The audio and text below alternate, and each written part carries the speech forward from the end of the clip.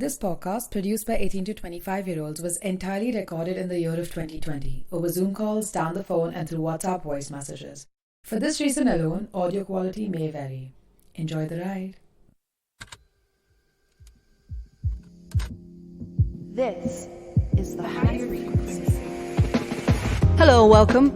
My name is Fatima, and in this episode of The Higher Frequency, we're going to unpack the London-centrism in the UK music industry and the impact this is having on artists in other cities.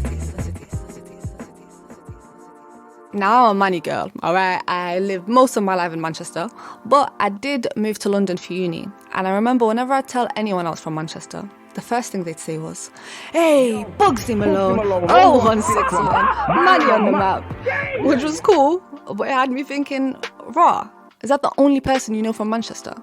I can name hundreds of artists from London, but you can name one person. And what about Birmingham? What about Liverpool and all the other cities? So today, we're going to be looking into that. It's just like something tells me I've got to represent, like, don't try and violate it. Like, in my head, I'm thinking to myself, yo, some of you Londoners don't respect Manny. Yeah, you man don't rate. Yeah, let me show you why you should respect Manny. Yeah. KSR is a soul R&B singer from Manchester, and I'm going to be chatting to him about his experience coming up in the UK music industry. I'm also going to be treating you to some of his banging tunes throughout the episode. Passion. Girl, I showed you love, but you really acting. It's passive and aggressive. The way you think you're right, girl, you gotta pack it up. But before all that, we're going to head down to the Midlands, where our correspondent Alys Parsons talks to key figures in the music scene of her own hometown, Wolverhampton.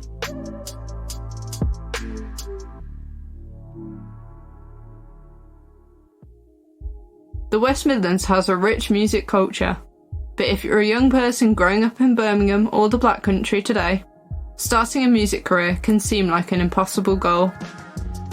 I've lived in Wolverhampton all my life, and despite the talent and incredible mix of people, we always seem to get a bad press. Wolverhampton's been named the 5th worst place to live in the world, the least prosperous place in the UK, and apparently, when Queen Victoria travelled here by train, she was so offended by the city, she asked for the curtains in her carriage to be drawn. Despite all this, there are plenty of talented artists resisting the pressure to move to London, and not just establishing careers and achieving success, but killing it. I think so many people are just making a name for themselves. And making a name for the Midlands in the process. One of those is Vital, a rapper born and raised in Wolverhampton, who's travelled the world, sold out shows and performed with tons of big names, including Lotta Boys, Tiny, Big Nasty and Wiley. Late night, thinking of a master plan between force. We were living in a captured land, but we war, so man can't stop my plans when I talk. The line talks, and that's all. I caught up with him on Zoom to chat about his career, growing up in Wolverhampton, and how the next generation of youngsters can make it big outside London, especially during the pandemic. Then I roar for them. Every day and every week I got more for them. And if they never like... Literally everybody in my area, and I know you know with Marines, but I grew up in Dunstall. Everybody rapped, like everyone, like even people that didn't take it serious, everybody rapped. Being in school, 14, 15 years old, it's lunchtime. I went to Heath Park and around Heath Town and Park Village. Yeah, man, people just be rapping in the playground. So, you know, I'm not one to be in the background chilling. So I need to go write my raps. So, you know, I write my raps, come back and I'll just spit them. Oh, you know what I mean? Like that energy, and that energy is infectious, man. That feeling of creating something and getting a reaction, and in the grime world, you call it a reload or a pull up or a wheel. So it was equivalent of that, but it was on that school playground, man. And those feelings of like wanting to do something or getting a reaction from your friends, that's developed to wanting to tour the world. I know that I'm embedded in the city, so that's never a question for me. And you know, I performed the other day gratefully in a social distance show. The first thing I say is I'm from Wolverhampton. The last thing I say is I'm from Wolverhampton. Like it's embedded in my DNA, especially when we talk about music and performing and showing who I am. That'll never go. And then on top of that, even though I live in London, my actual music sound is very Wolverhampton and very Jamaican, very the two things that I represent. So I just make good music that I feel is good music, and whoever likes it, whoever doesn't, it's all good, man. There's like people in London in a poverty driven area, people in Wolverhampton in the same space. So I just feel like wherever it needs to be is where it needs to be. But at the same time, a lot of people sit down and wait for things. I don't sit down and wait for anything. I've been told from very young, don't wait for an opportunity, create one. So anything you see me do, it's created. It wasn't there for me beforehand. I love the hustle. I love the uncertainty if I'm getting paid next week. Do you know what I mean? Like, so. Is it harder to make a career as a young artist these days? The thing is, I started with no monetary, like no money coming my way. So what's the difference? Like, do you know what I mean? What's the actual difference? It's taken me... No, I tell you, like, I've always earned money from music, but it's been different increments. So when I first started 14, I made £300. Year after that, didn't make anything. Year after that, I did another CD, made £100. Year after that, did nothing. Year after that, made another CD, made £1,000. So it's like, it's very intermittent on how you make money regardless. There's a hustle to everything. Things will change. You have to adapt regardless. I am not out here making CDs in my mom's bedroom anymore, because that is not what the market is requiring necessarily. But in the same breath, maybe it is, because if I did make CDs, I would probably make more money from selling those than I would from streaming immediately. Anyone who's coming up, you can't let the situations in the current climate deter you from being an artist. Do you think there's enough funding from the government for music? Where I come from, funding is not something you ask for. You have to be dependent on yourself regardless. I can't blame a government that never cared about me in the first place. I can't blame a government that is biased simply because humans run it. I'm a younger black man, so when I think about helping people, I think about the young black boys that look like me. If I'm running an organization or situation of, you know, I run the UK, then I can't think that way. I have to think about who needs the access to the fund first. I have to think about who's going to depend on it. Is it harder to be successful if you're from Wolverhampton? Being from Wolverhampton, you're already like the 20th city. So I used to go Dudley and just to get a little bit of love musically. I go Warsaw, Telford. And when I discovered Birmingham, this big epicenter of talent and opportunities and things to do, I was like, oh, done. To the point that most people from the Midlands think I'm from Birmingham who don't know me or who are not from Wolverhampton, because the accent's very similar. I know a lot of musicians there. But when I've gone to like Manchester, I feel like there's a better infrastructure. But Birmingham or the Midlands, I'm going to say the Midlands, or I'm going to just say at least Black Country, have a crazy amount of talent. Like, I put on shows and I'm like, I wish I could get all 10 of you on at the same time. And then a year later, there's 10 more crazy artists. And then there's artists that are really amazing but have no social media footprint. So if you don't know them, you're just never going to know who they are, if that makes sense. And it's like, I don't even live in the area anymore. And I know there's new talent that I'm unaware of. And it's just crazy to see. But Lady Leisha, JK, Lotto Boys, Mist, like, I don't think they have suffered. Do you know what I mean? I think they've figured it out.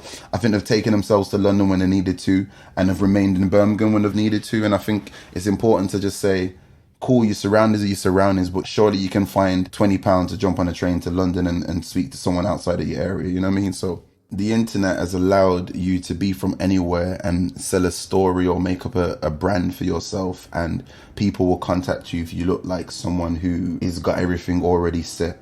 The important part isn't really where you're from. I could have been anywhere and made similar music or the same kind of vibe. But something about that underdog energy of Wolverhampton allows you to feel more hungry, because you know nobody's going to give you any food. So you're going to go get the food yourself, you know what I mean? I think if you're from a small city, you have a small obligation, if you've, you know, done well for yourself, to connect with the city, to allow people that will like you, to think like you, to think better than you, to do better than you. Because at the end of the day, at this point in my age and life and career, maybe I can only go so far. So if I can leave some breadcrumbs behind me, the next person will pick them up and catch up way quicker than I did. People reach out to me and say, like, Vital, thank you for just spending 2 minutes and teaching me or telling me or helping me or hearing me, because a lot of young people just want to be heard.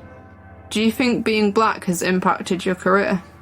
I remember when I was in primary school, up until like year 3 or 4, I didn't realize I was black. Being black only impacted me externally from what people put on me.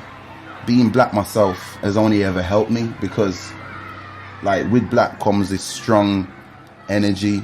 Like the melanin in my skin isn't just, you know, just color. it rewards me this power. Like being black, maybe it has impacted me, but I wouldn't know because it's so natural to me to work hard 10 times harder than the next person. It's so natural for me to not stop until the task is done. It's so natural for me to see pain and not react.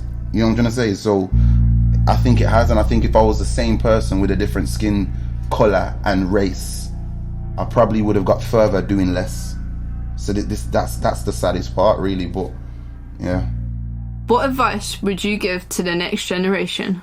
Okay, I'm gonna give 2 pieces of advice. The first one is a blunt one, and this one will help you when you start feeling sorry for yourself.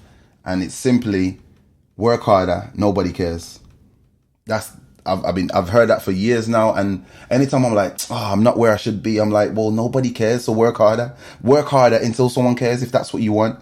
So work harder, nobody cares. And the other one is really ask yourself, what are you doing? And if you're happy to be broke for the rest of your life. Yeah, because if you're happy to be broke for the rest of your life in what you're doing, then go hard, go crazy. Question yourself, is it integrity you care about, or is it money? Because if it isn't integrity, you'll make money, because things come to people all the time, but you will lose your integrity, aka you'll be chasing the money forever. And rather than trying to chase these things, break down how are you moving towards these goals? Is it right for you? Is it working for you? Because we're from Wolverhampton, we know what it's like to not have any infrastructure or any opportunities, so we have to create them ourselves. And I think it's important for you to understand and know how powerful it is at the start. So when you start moving further and further on, it allows you to know like the influences that you're actually picking up and creating and giving off as you go. And please don't let, outside or external energies stop you from finishing this task. You know what I mean? That's all I got. Yeah, what the rise in the mind is the pain that I hide, and it flows in the tide. So I show you a mind, man, I'm good for the time, cause my family's alright, now we're stuck inside, we have to. Underfunding has only been getting worse in the COVID era, with crucial money not finding its way to parts of the country that are most affected by the pandemic, with venues and organisations working in music closing down due to a lack of revenue. How are our young people coming up in the music industry meant to make their mark?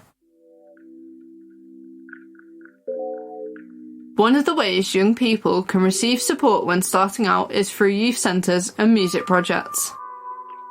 Beatsabar Music Studio in Wolverhampton has been nurturing the next generation of artists for the past 6 years, providing them with advice and management from those who've worked in the industry, as well as the equipment and facilities to record, practice and perform.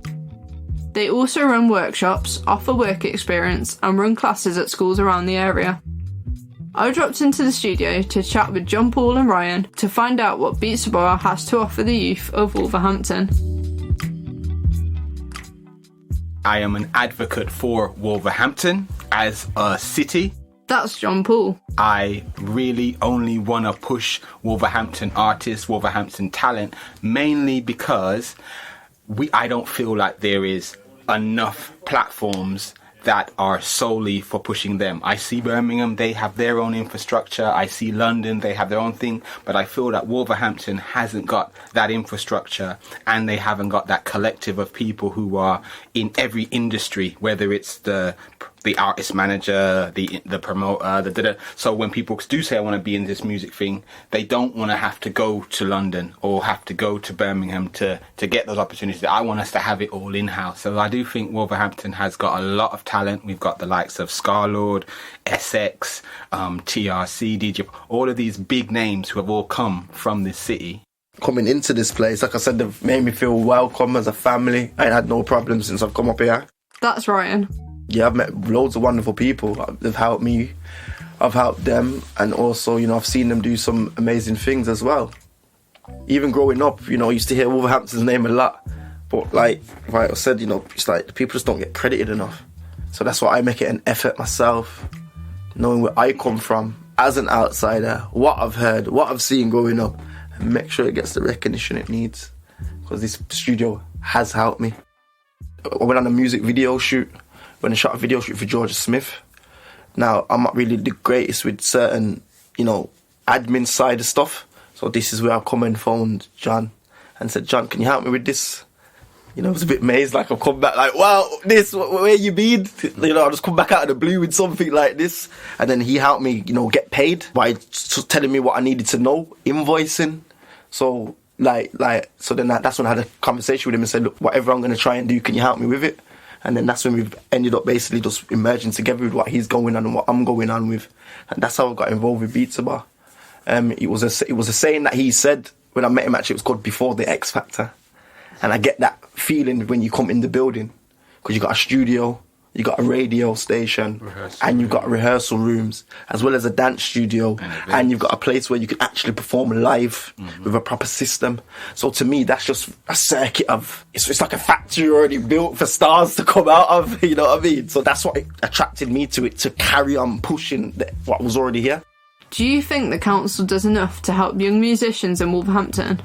The council have been very helpful in bringing us forward, and they have been giving us funding, because we've been here for 6 years. So every time there's a new MP, I always invite them down, and they always come. They want to jump on the drums, and they want to get into the studio and have a little bit of a play. So it's really good that we're still getting support from the council. And it is a shame that there isn't a lot of money, but where there is money, they do tell us about it, and they do give us some. So that's quite good. We could have more though. I see opportunity in everything, and I believe that there are lots of opportunity for artists to get their music out there if they get their head down. One thing about me and Ryan, we're workers. We understand that there are many people and young people who don't see opportunity where there is. We've been through many obstacles where we're gonna do something, and thinking about it, it's like, nah, you know, there's no way you're going to pull that off. But then take away that side and think, you know what, let's just try. How hard is it to contact someone at, you know, in their office and ask them a question? If they tell you no, at least you made that first attempt. But it's that no, it's what you do after you get the no. Anytime we hear about there being funding opportunities for young musicians, we put it on our page. We let people know, guys, apply for it. If they need help applying for it, come guys, we'll put on a workshop and we'll help you write your bid. So we're showing them that there are opportunities, but they have to help themselves as well. We can't be helping somebody who's just waiting for a handout. We've got to see that they're trying. Are there opportunities for young people in 2020?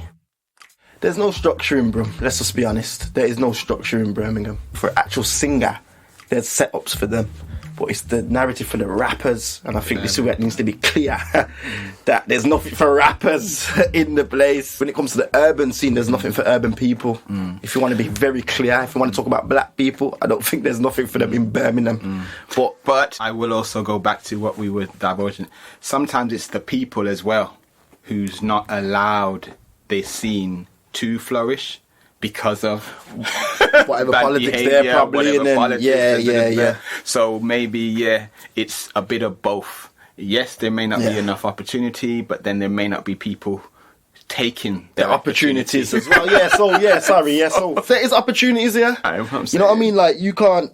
What people will say is, oh, you have to go London to make it, but there's people in Birmingham that have made it. Lots of infighting, people not liking each other, not wanting to work together. It's foolishness to me. But then it's people that have got power, or people that have got a certain voice, who have got the following that people will listen to, saying the wrong information and not being honest about what's actually going on. So if London's the only place you can make it, what am I doing here? I'm in the wrong place.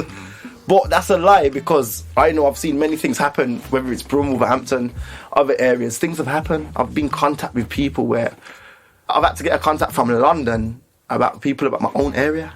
I've gone to events from people in London, and I live in Birmingham. There's people that I know. It is very confusing.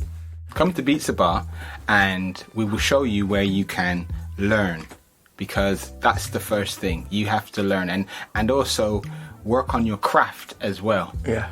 Because if your craft isn't what people want to hear, if it's not at a level, because you haven't been practicing in a rehearsal room, you haven't been trying out different sounds in a studio, and you're thinking that you know everything and all that, you're limiting yourself. The threat of being the best you can be is being satisfied that where you are is enough. Yeah. It's like having a remote control but only knowing about 2 of the functions of the remote control. You need to know of all of the opportunities. You need to know everything about your industry. You need to check out all your competition, see where you are at in your sound, in your mixing. It's just about educating yourself. Knowledge is power, and that's in every field.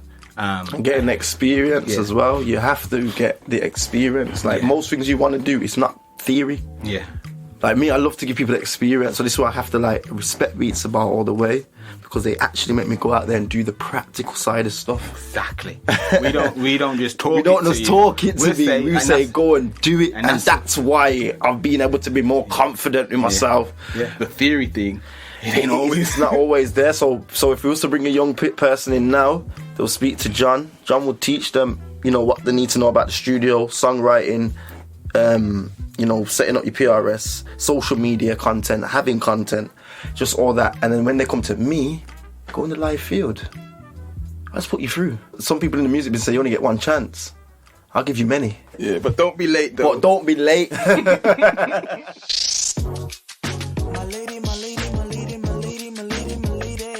Like Alys, I also got the chance to chat with an artist from my own city. R&B and soul singer KSR is creating a huge buzz in Manny right now. He's recently been listed as a Blues 100 Project artist, and he's just released his second EP, Take Control, so go listen to that. He's supported artists like Etta Bon, Children of Zeus, and The Mouse Outfit, so I was really excited to chat to him.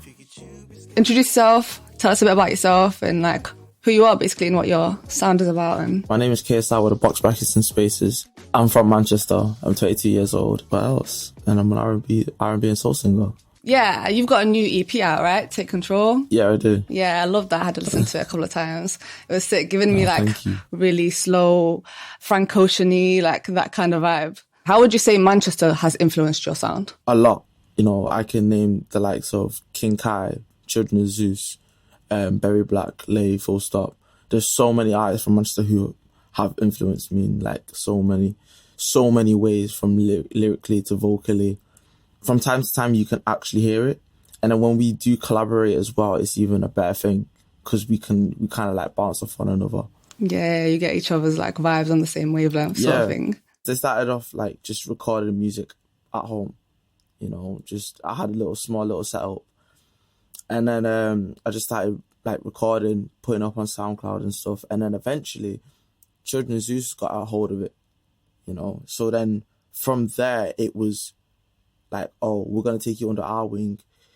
We want to show you how this music game actually works, blah, blah, blah, blah. So for me, it was a little bit different. They kind of just took me under their wing. They kind of nurtured me to be the artist I actually am today, you know. So, and I always thank them for that.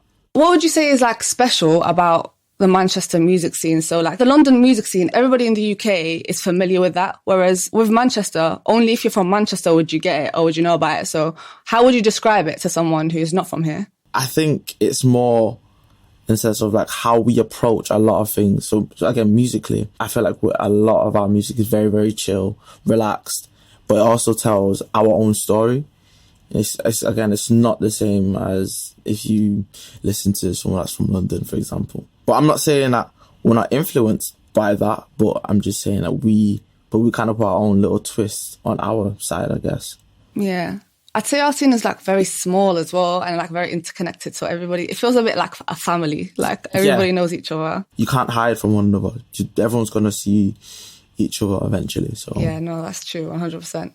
What would you say is it not a disadvantage, but yeah, kind of a challenge that comes with not being from a capital city? If you're not in the capital, you're not nobody, but you're just not kind of given the same respect. You're kind of just left behind, or it's if you're not here, then you're not popping. That's the end of that. As in, I definitely agree with that. With London, we're all watching what they're doing. We're all seeing what's coming out of there, basically. Whereas with Manchester, and I'd say even just other cities outside of London, Birmingham's getting a little bit more of a bit of a shine now. But yeah, I feel if you're just not from London, then it's a lot harder to get yourself noticed. So I'm not trying to hear all of that. Until you make it big, until you really reach the H and the Bugsy Malones, and that's when they're okay, hold on, you guys are all right, kind of. Yeah, no, it's true. It is true. I never went with that kind of mentality that I want to be accepted by London. Really and truly, until this day, I still have this mentality where I'm I just want to make great music. Like, I want to make great music with so many people that I come across. And even if it's people that I felt that were so far-fetched, but I can actually do it now. Growing up, I've always like looked up to Esabond and was my idol. So like now being able to consider her as a friend now, it's like, it's mad. Do you know what I'm saying? Like, it's so mad. But obviously me and her have never really made music together. And at the same time, I'm not in a rush to make music with her. I'm just more gassed that we're friends. That's my idol. I've always like looked up to her and thought, yeah, one day I'll make music together. But really and truly, it's like, one day we could be friends. That's just how it is. So I'm not thinking, oh, I need to be accepted by Londoners, because at the end of the day, I appreciate every Londoner that listens to me, or anyone that's from down south or from a couple that listens to me, because, you know, that means my music is travelling and I'm getting that kind of reaction. Would you say it's getting any easier for regional artists to make it a bit more nationally? Nah, I think it's harder. It gets harder every time. Like, some days I just think to myself, like, yo, we're breaking through. I also still believe like it's hard for some weird reason. Like, I find it very, very strange. Like if you're not popping, not a lot of people will pay that much attention. Again, like, you gotta just keep fighting. Like, music's never that easy, you know. Like, it is gonna be a grind. Like, it takes a while to kind of break through, and I still don't believe I've even broken through. You know, like, I still believe I'm still having to find my way through a lot of things, but it's the process that you have to kind of enjoy. Like, it's not easy. Like, if you enjoy the process, then you'll understand, like, by the time you get to that point where you want to be, you'll appreciate it a lot more. Yeah, definitely. I agree. I've seen a lot of people say, like, regional artists say that it was harder, and now it's been, not that it's made easy, but it's a little bit easier with, like, the internet in a way, because like, just through Twitter, Instagram, TikTok now, you can reach someone's living room without you having to really be like, back in the day, you had to go out and like burn CDs and then like you're on roads trying to like shot them out to people. Yeah. Whereas that's not really the case anymore. Now you could just send your link to your SoundCloud or link to whatever. You can put your music on Spotify, on Apple Music, and it's a lot easier for people to reach. In that sense, yeah. Good thing we have social media in it, like, because obviously news travels faster, images and videos travel faster. So like, you can create a buzz through that. I believe it's rare at the same time for someone to just like pop up from like a Twitter video or a TikTok video. It is one of those things when you do come across someone through like social media and you see like, oh, they're just doing their thing consistently. Like, they didn't just have one video and just like kind of lift off that one video. It's several videos that are actually out there. And then that one video may catch the buzz, but then everyone's got to go backtrack. What's your relationship been with London as an artist? Been great. Like, honestly, I enjoy London a lot. Like, when it comes to performing in London, something just takes over. Like, it's just like something tells me I've got to represent. Like, don't try and violate it. Like, in my head, I'm thinking to myself, yo, some of you Londoners don't respect money. Yeah, you man don't rate. Yeah, let me show you why you should respect money. Yeah, let me, like, and I just take off and like, that's it. I don't look back. I just kind of be like, yeah, I'm rolling with it. Have you felt like a pressure to move there at all? Because, you know, just the industry's there, like whatever, labels, studios, like you said, like big shows are there. Have you ever felt a pressure to move? No, we've got a train.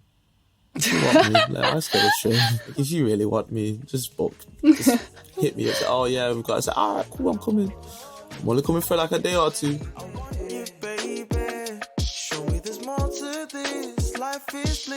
Obviously, like I said, I've listened to the album and I really love it. And I've also listened to some of your old stuff.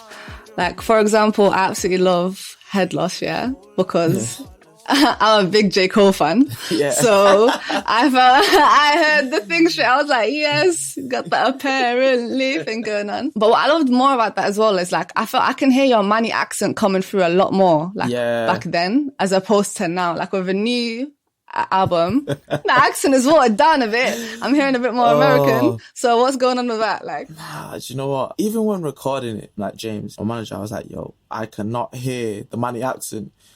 And then he was like, all right, cool, I'm gonna pick out this phrase. He was like, free from this pain, free from the struggle. And like, he always mentions the struggle bit, and I'm like, oh, I hear it now. I hear it. Are you conscious of your accent at all when you sing, if that makes sense? Don't hear it. The only time you ever hear my Manny accent is like if I'm kind of trying to bar a little bit. So like, again, with Headless, like free from this pain, free from the struggle. Yeah, Love and Peace is my daily hustle. Yeah. That's kind of when it breaks through, really. But like, besides that, it ain't covered out. Would you say like our accent is one of the things as well that makes it more difficult for it to travel outside? With the likes of H, Bugsy Malone, IMDDB, Children of Zeus, with those artists, they've kind of set the standard now where it's like, yo, Manchester is the place. It doesn't matter about our accent. It's generally just about the music. Like, we can create good music now. So, no, I think now the accent thing doesn't stop us at all.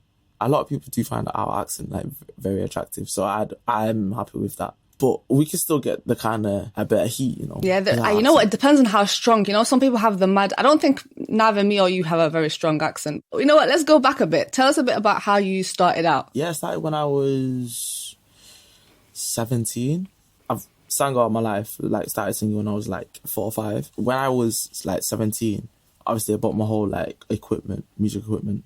I remember like working my first summer job, and all the money I got from there, just like got myself an equipment. So I looked for a little home studio, and then, like I said, I just started releasing music on SoundCloud, and I kind of set myself a task. I was like, every month I will release a song. Like, that was my goal. Every month I would release at least one song, and then eventually, going back on my old hard drive, I must have had like over like 200 songs just there chilling. And I was so, to be fair, you know? I was quite surprised with myself, you know, that at being 17, not really knowing how to write as much, but like I knew how to just form a song, should we say. If I wanted something, I knew I was able to get it. Like, if I put my mind to it, I knew I was able to get it. Obviously, my parents weren't really willing to spend like over like 2K to get me equipment. They're just gonna think, yo, I'm spending 2K on my son to do this music thing. Yeah. And I'm not even these times I'm not even bringing pennies. Like, yeah, you do it yourself, and it was long, but it was so worth it. Like, I look back at it now and think, yo, I actually done all this when I was 17. Just to plan and like know what you enjoy, like from a young age. I just proper rate that. With our like parents, you know, like first generation kids, yeah, like it's even harder for you to get into the creative industry. Ain't no way they're trying to hear, I want to do music, or I want to do presenting, or I want to do. They're not taking that seriously one bit. Do you know what? Yeah, I have this like story. Go on. So between myself and my dad and it was very, very, very, like very, very bad.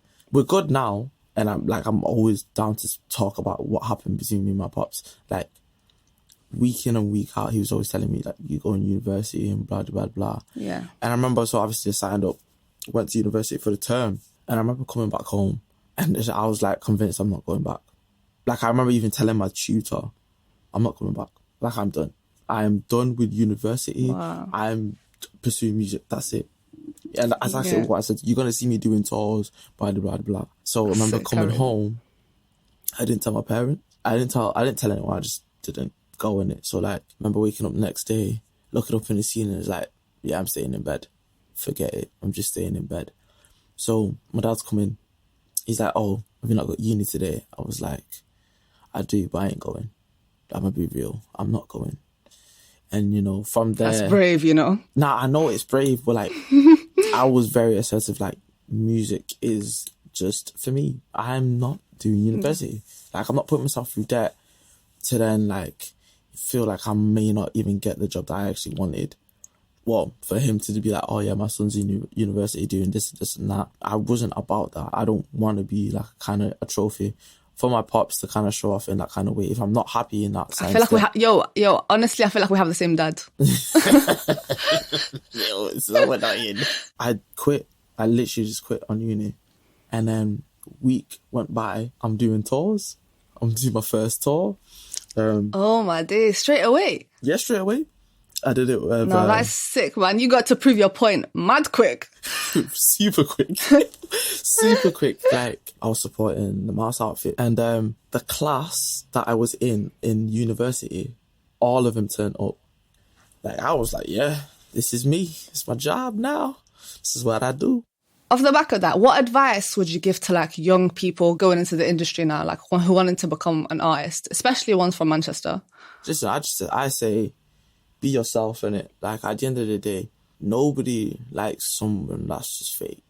Like, if you're not yourself at the end of the day, like, what are you trying to sell to people? You know, like, what are you actually trying to show people, that you're a fake person? I'm not gonna lie, that's not Manchester. So I'm just talking from a Mancunian perspective. Like, we're not fake people. We're genuine people at the end of the day, innit? So, like, I say, show your true colours. People may hate it, people may like it, but if you're being true to yourself, then that's all that matters. That's how I see it. So that applies to everyone. I won't just say Manchester or Mancunians. It actually does apply to everyone. And be open to try new things at all times, because you just never know what door is going to open for you, you know. Like, I tried drum and bass. I'm in love with that now. I'm in love with that scene. Like, wow. The amount of doors that's opened for me just to get in. Like, I'm doing sessions with people I never expected to even get in with. Yeah, I definitely say be yourself and be open to try new things at all times. Be active on your socials as much as possible. Like, never be afraid of sending emails to people you really want to work with. If that's with PR, if that's with another artist, listen, the worst thing that can ever happen is that they would just say no. It's like, no is nothing. Like, just make sure your thing's just popping off in it. Like, then you're all good. But I definitely say be active in your socials. Be active musically, trying to release music at all times. You know, even if you think you sound dead now, it don't matter. You're bound to grow. You're bound to develop into a better artist. You just want to show people that you're here, you're in the scene. That's kind of the best thing to do right now. Yeah, definitely. And I think these are some good points for, like, especially being in like a pandemic right now and we can't really get about as much. So doing things like releasing online and like keeping active on your socials is something that people can do, even like with everything that's going on with COVID. Yeah. How would you say how do you say COVID impacted you though? Like, how did it impact your journey? Honestly, I just treated it as a time to relax, to be fair. Like, I didn't touch music. Fair enough. I love the positivity. I wasn't working with my side job. I wasn't working. So I had a lot of time to just chill, kind of go on my thoughts. Don't get it twisted. There were days where I was like very in my feelings. But like, it was a time for me to just chill. I was inactive. And it was good for me because I just wanted to just bash game, honestly. Yeah. I just wanted to play game day and night, chill with my friends whilst we're online. Like, that was me, to be fair. Yeah. Did you miss the shows, though? Did you miss doing shows and stuff like that? I missed performing so much. Oh, my God. Like, it's that bad, yeah. All the shows that I've recorded on my phone, like, I've just had to, like, play them just to kind of understand, like... Wow. It is... Oh, that's cute. Honestly, I really do miss performing a lot. Hopefully we'll get that soon. I was sitting somewhere the other day and everything around me, if you got rid of it, I'm just in an empty room with nothing in there. Arts is not just rapping and dancing and singing. It's you know, the creative process of making anything beautiful that allows you to come out of your depression, allows you to see life in a beautiful way. What continues to get people through this pandemic is watching films, TV, reading books, listening to music. So it's so mad to me that the government is always undermining the arts. Take up yoga, you'll find it beneficial, man. And what stuck with me from my conversation with KSR was, because of the lack of the government support for artists, there's this need for artists to come together and form their own communities. Also making bangers outside the capital, Grove, who you'll remember from episode 2, continues to grow inside of Bristol's vibrant arts culture. We heard from them about what makes Bristol special, future developments in UK music, and how the national scene might progress. In Bristol, I feel like the opportunities for artists, there's a super wide net of different things that artists can do and different lineups that artists can be a part of. With a lot of lineups, it's like, okay, post-punk band headlining, we're going to have 3 other post-punk bands. What I like about Bristol and these certain people within Bristol is it's like there is a drag artist headlining. Let's have a hip hop artist, and then let's have a pop artist, and let's have like this other genre of artists. And I really like multi-genre lineups are the thing to be doing moving forwards, like a well-curated multi-genre lineup. Yeah, developing inside Bristol has been really, really incredible for me. So I came from Cheltenham, which is a very just like homogenous area. There's lots of the same music going on. But coming to Bristol, in terms of like development and having people like Saffron around to be able to support and to guide and to just have the space in general to be able to express yourself authentically without having to worry like, oh, where will this fit in? Where will this fit in? I think that is invaluable in terms of growing as an artist. From the limited amount of time I've spent in London, I feel it's a lot more saturated. So in terms of young people being able to explore their artistic ideas, I imagine it's just harder to get a platform to do that. That said, I know that the Roundhouse has some really, really incredible programs on for young people. So I think that is definitely a space in which young people can explore their ideas. In terms of Bristol, I feel it's a lot more community centric. So it feels like all the open mics and the venues and all of these things are linked. So it's like not just like, oh, you just keep going to open mic and open mic and open mic and open mic and open mic and nothing. It feels like, oh, you go to open mic and then you meet this person who's linked with this venue, and then you meet this person and then you collaborate with this person, which I can imagine is very, very good for young people. And there's lots of different scenes going on as well. Saffron's got a load of different development programs like learning Ableton, learning Logic, learning DJing, being mentored, like all these different things which are invaluable again to young people. I view the UK's music scene not as London-centric, I guess because I've listened to lots of Portishead and Massive Attack and like Mungo's Hi-Fi, which are like Bristol and Glasgow, and then it's like Manchester artists as well, and Birmingham artists. I think maybe previously things have been very London-centric, but I feel like each individual city now is garnering its own flavour to share with the world. And I'm hoping, I guess I'm not too aware of how international things go, but I would hope that all of these different pockets of cities have their own spotlight. London isn't the only way. London is flipping expensive, man. For me, I think it's important that we start to recognise talent in our own local areas. It's up to us as music listeners to support local artists. So if there's one thing you can take away from this episode is go and stream music from artists in your local area, go to their gigs, share their projects online, and buy their music and merch. Because if we really want to see the music scenes in our own cities flourish, then it's up to us to invest in it. The way you think you're right, girl, you gotta pack it up. Thank you for listening to The Higher Frequency.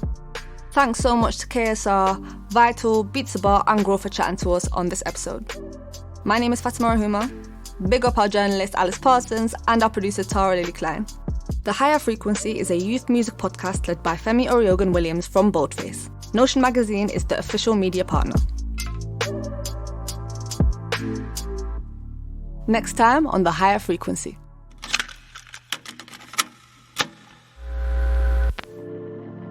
I don't like the term female rappers. It's like, yes, we're women who rap. That's all it is. There's a lot of barriers to entry for women, period, regardless of race, right? There's variety, and the more you make room for variety, the more that grows. But when you only see one type of thing, it kind of makes you feel like this is how I should be, or this is the only thing that's available, so this is what I have to do. White female artists get to exist as they are and get to dip within the genres that they like to. Black female artists have to fit into a certain box.